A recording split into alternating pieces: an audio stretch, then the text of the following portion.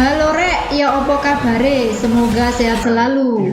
Kali ini kita akan membahas sebuah film yang berjudul Morbius tahun 2022. Film ini menceritakan kisah Dr. Genius yang bereksperimen untuk kesembuhan penyakit darah langka yang menimpanya. Eksperimen ini menggabungkan DNA kelelawar dan DNA manusia, hingga eksperimen itu mengubah dirinya menjadi seorang vampir yang haus darah. Langsung ke TKP Lur. Kisah diawali dengan sebuah helikopter yang mengudara di atas hutan Costa Rica. Mereka kemudian mendarat di depan sebuah gua. Pria ini adalah seorang dokter jenius bernama Morbius. Dia ingin membuat jebakan di sana.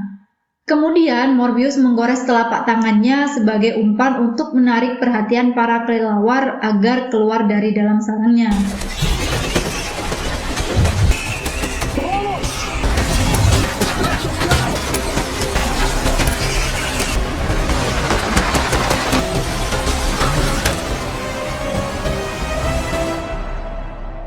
Scene flashback 25 tahun sebelumnya.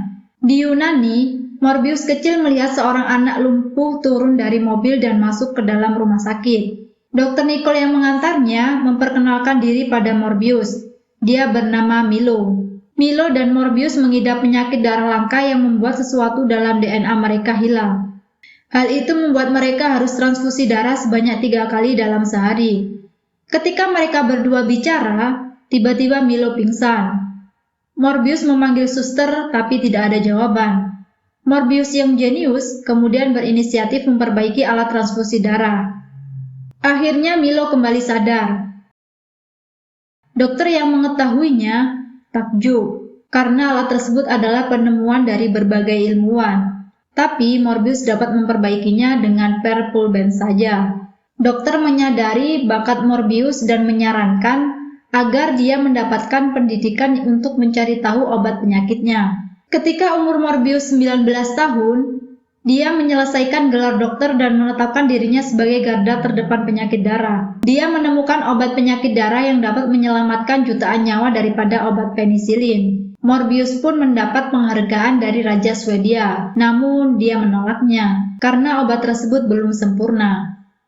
Scene berganti di New York City. Morbius sedang menangani pasien. Seorang dokter menemuinya. Dia adalah Martin. Martin memberitahu Morbius bahwa dia dalam masalah karena menolak penghargaan itu dan menganggapnya sebagai penghinaan terhadap Raja Swedia. Martin menyayangkan hal tersebut karena harusnya ia memperoleh cukup dana untuk melakukan penelitian pencarian obat penyakit darah. Tujuan penelitian ini adalah menyambungkan DNA gen manusia dengan kelelawar, sehingga tubuh Morbius dapat menghasilkan antikoagulagen seperti kelelawar. Morbius mengatakan bahwa kelelawar menghasilkan air liur yang mengandung antikoagulagen yang unik. Morbius kemudian melakukan uji coba pada sel 117.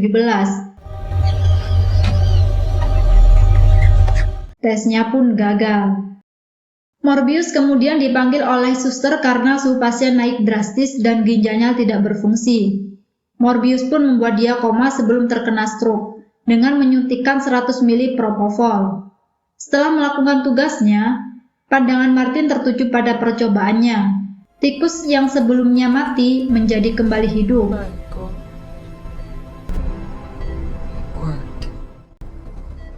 Percobaan kali ini pun berhasil. Morbius kemudian menemui Milo dan mengajaknya jalan-jalan untuk memberitahunya tentang perkembangan penelitian mengenai pembuatan obat bagi penyakit langka mereka.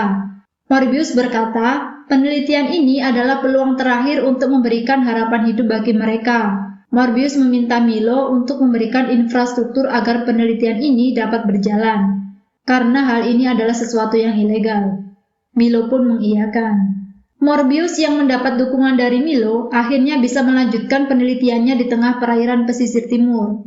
Dia memiliki segalanya yang dapat mendukung penelitiannya sekarang. Dalam uji coba yang ke-243, kali ini objek yang akan disuntikkan serum adalah dirinya.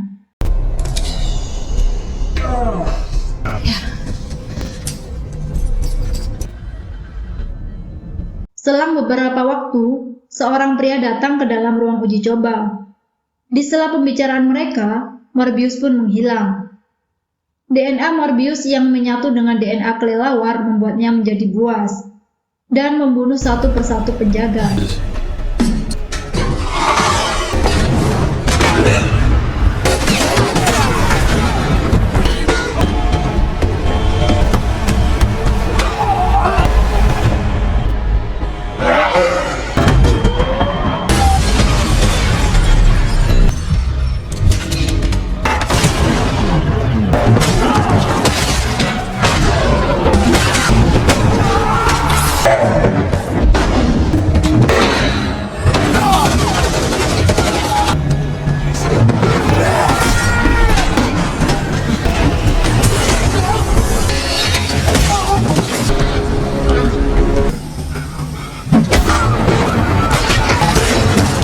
Morbius menyadari bahwa tubuhnya sekarang berubah menjadi lebih bugar. Morbius kemudian menemui Martin yang pingsan. Dia melihat CCTV dan terkejut melihat apa yang barusan ia perbuat. Morbius pun memanggil pihak penjaga pantai. Sebelum ia pergi, dia mengambil serum dan menghapus rekaman CCTV untuk menghilangkan barang bukti pembunuhan. Di pagi hari, FBI datang ke kapal untuk melakukan investigasi di lokasi kejadian. Mereka menemukan semua darah korban nyaris kering dan menemukan origami yang diberikan pada Martin sebagai barang bukti. Berita ini pun akhirnya diketahui Milo dan Nicole saat mereka melihat berita di acara televisi. Morbius kemudian datang ke rumah sakit tempat Martin dirawat. Setelah itu, dia mengunjungi lab dengan terseok-seok. Morbius sekarang memiliki ketergantungan akan darah manusia. Dia telah berevolusi. Sebagian dirinya adalah spesies kelelawar. Hal itu membuat kemampuan Morbius di luar batas manusia normal setelah minum darah manusia. Morbius memiliki kecepatan, kekuatan, dan radar penglihatan seperti kelelawar. Namun, kondisi itu hanya bertahan dalam waktu 6 jam. Jika dalam waktu 6 jam tidak meminum darah, organ vitalnya akan menurun drastis dan penyakit akan menyerangnya. Oleh sebab itu, ia kini memiliki hasrat untuk meminum darah manusia. Morbius pun berlatih untuk mengontrol kekuatannya. Milo datang menemui Morbius dan menemukannya lemah tak berdaya. Milo pun datang membawakannya darah segar pada Morbius. Melihat respon tubuh Morbius, Milo pun meminta untuk memberikan serum agar kondisi fisiknya kuat seperti Morbius.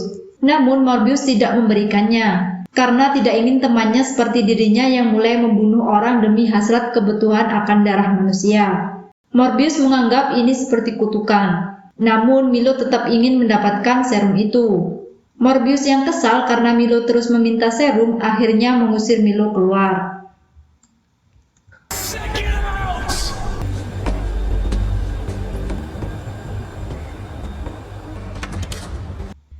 FBI datang ke ruang Martin. Mereka menginterogasi mengenai hal yang terjadi di kapal. FBI menunjukkan beberapa foto korban yang tergigit oleh sesuatu makhluk buas dengan taringnya. Martin pun tidak ingin menjawab dan beralasan tidak ingat kejadian waktu itu. Sebelum FBI meninggalkan ruang, dia bertanya, apakah Martin juga bekerja di Horizon Lab dengan Morbius? Martin pun mengiyakan. Jam 2:30 malam, seorang suster berjalan sendirian menyusuri lorong.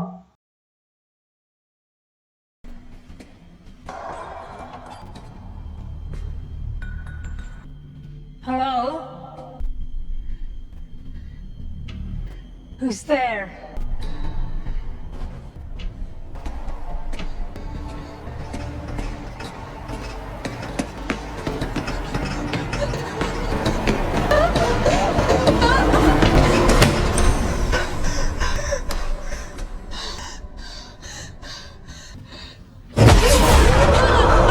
Ia pun dibunuh dan dihisap darahnya oleh makhluk seperti Morbius. Morbius yang berada di ruang pasien menyadari apa yang terjadi dan ingin pergi dari rumah sakit. Sebelum sampai depan pintu keluar, dia dicegat FBI dan menginterogasinya. Mereka mencurigai Morbius karena beberapa hal yang tidak lazim. FBI pun ingin Morbius ikut dengan mereka dan berencana memborgolnya.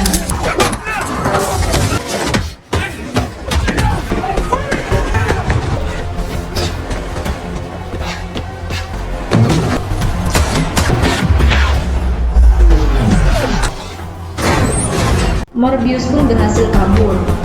Namun FBI berhasil mengejar Morbius sampai ke lantai atas rumah sakit.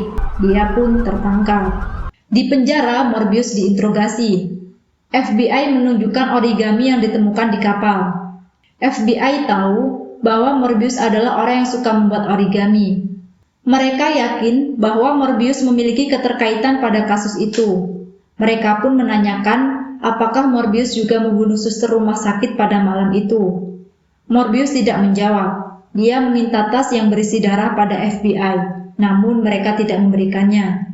Milo pun datang sebagai pengacara ke penjara untuk mengunjungi Morbius. Dia ingin Morbius keluar dari penjara, namun Morbius menolak. Morbius berpikir bahwa tempat ini akan menjadikannya tidak membunuh orang lagi. Sebelum pergi, Milo memberikan darah sintetis padanya. Morbius yang kelaparan akhirnya meminum darah dan membangkitkan kekuatannya.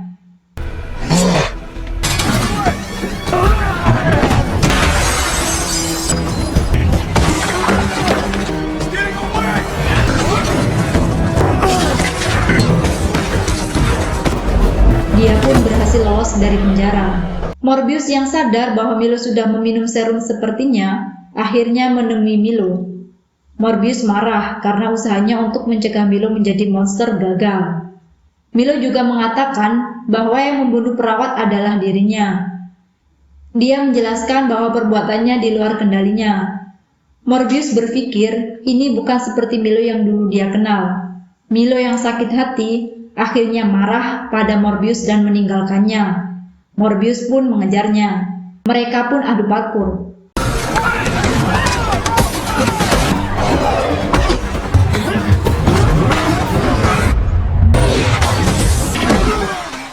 Polisi yang datang ke arah mereka yang tengah adu mekanik akhirnya dibunuh oleh Milo.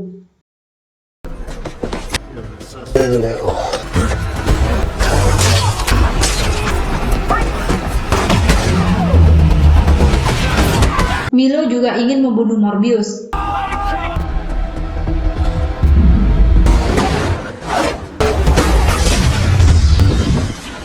Not gonna fight you, Milo.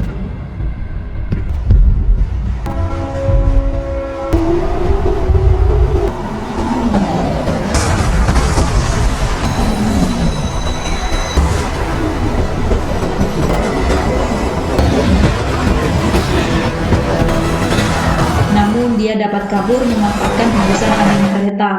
Milo pun datang ke rumah Martin dan mengawasinya. Keesokan harinya, Martin dikejar oleh FBI. Dia berlari dan berhasil kabur darinya. Dalam bus dia membaca koran yang menyebutkan Morbius bertanggung jawab atas banyak kematian warga dan menjadi buronan. Tiba-tiba, Morbius berada di belakangnya dan menyapanya. Morbius mengatakan bahwa yang membunuh orang-orang bukan dirinya, tapi Milo. Morbius berencana menghentikan aksi pembunuhan Milo dan meminta Martin membantunya. Perbincangan mereka dilanjutkan di sebuah kafe. Morbius menjelaskan bahwa dirinya kini lebih merasa hidup namun masih butuh darah sintetis untuk menstabilkannya. Semakin sering dia meminum darah, maka waktu untuk haus akan darah akan berkurang. Dari 6 jam, sekarang dia butuh darah 4 jam sekali. Dan akan terus berkurang hingga dia harus selalu membunuh untuk mendapatkan darah seperti Milo. Morbius meminta Martin untuk membawakan beberapa barang yang ada di lab. Di tengah perbincangan mereka, dia mendengar 2 orang pemuda yang membuat uang palsu. Morbius berencana untuk mengambil tempat mereka sebagai lab. Morbius pun mengikuti mereka. Sesampainya di gudang pembuatan uang, salah satu pegawai ingin menusuk Morbius namun dapat ditangkis dan mematahkan tulangnya. Hal itu membuat mereka ketakutan dan pergi. Morbius kemudian memodifikasi alat-alat yang ada di sana untuk kebutuhannya. Di malam itu, Milo kembali menyerang beberapa pengunjung bar. Scene berganti pada Martin yang menyelinap ke dalam lab Morbius, dikagetkan oleh Milo yang ternyata juga berada di sana.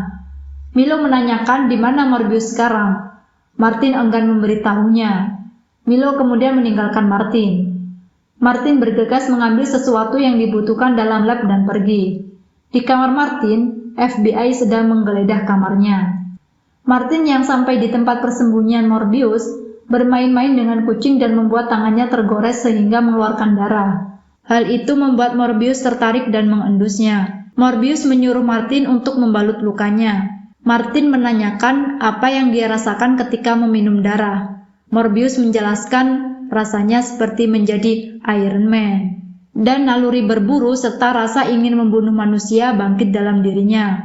Mereka pun berdua naik ke lantai atas dan melakukan adegan dewasa. Tanpa sadar, Milo mengawasi mereka. Keesokan harinya, FBI sedang mengolah kejadian perkara korban pembunuhan pengunjung bar yang dihisap habis darahnya. FBI pun melihat CCTV dan menyadari bahwa dugaan mereka pada Morbius tidak benar. Nicholas yang menonton berita di televisi bahwa Morbiuslah yang menjadi tersangka dan menjadi buronan. Nicholas yang sadar bahwa Milo yang melakukannya mendatanginya. Nicholas menyuruhnya untuk berhenti membunuh orang-orang. Sontak Milo pun marah, menganggap dia lebih membela Morbius daripada dirinya. Milo pun mencakar dengan kukunya. Dalam lab, Morbius membuat 2 serum baru yang dapat menghambat ferritin, menginduksi kelebihan zat besi yang masif dan hemokromatosis instan. Sesuatu yang mematikan bagi kelelawar dan fatal bagi manusia. Dia berencana menyuntikkannya pada Milo dan dirinya, karena menganggap harapan hidupnya semakin mengecil. Morbius merasa bertanggung jawab atas masalah yang terjadi dan ingin mengakhirinya. Dia meminta Martin menjauh karena kondisi sudah tidak aman. Nicholas kemudian menelpon Morbius untuk meminta bantuan. Morbius pun datang sebelum Nicholas mati. Dia meminta Morbius untuk segera menghentikan kerusuhan yang diakibatkan oleh Milo. Dari jauh, Morbius mendengar Milo sedang mengintimidasi Martin untuk memanggil dirinya. Morbius bergegas ke arah Milo dan Martin.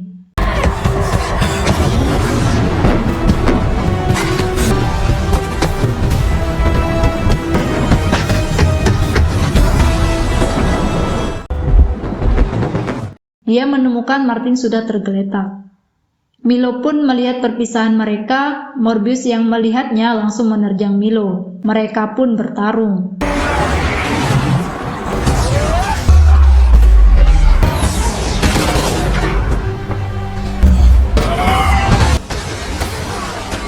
Dia terkena cakaran tepat di perutnya. Kemudian Milo melempar Morbius dari ketinggian. Milo memberikan tekanan hingga menembus ruang bawah tanah.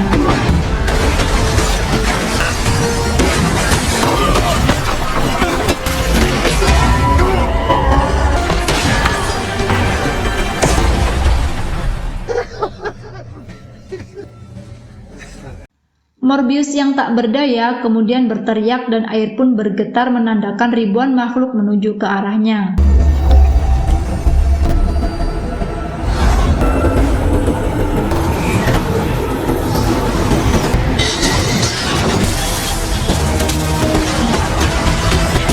Kekuatan Morbius pun bangkit setelah diitari oleh kelelawar. Milo pun kembali menyerang.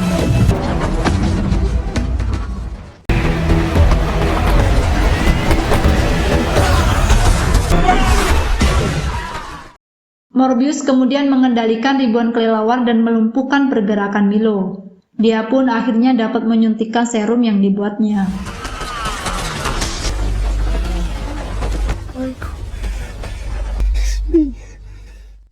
Milo pun tewas.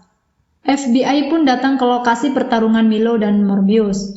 Morbius pun terbang keluar bersamaan dengan ribuan kelelawar. Dan Martin kembali hidup setelah meminum darah Morbius saat berciuman. Beberapa hari kemudian muncul pria misterius dalam sel penjara, dan scene berlanjut pada Morbius yang sedang mengendarai mobil. Sesampainya di ladang kosong, dia dihampiri oleh seseorang yang memiliki sayap mesin dan mengajaknya melawan Spider-Man. Film pun tamat.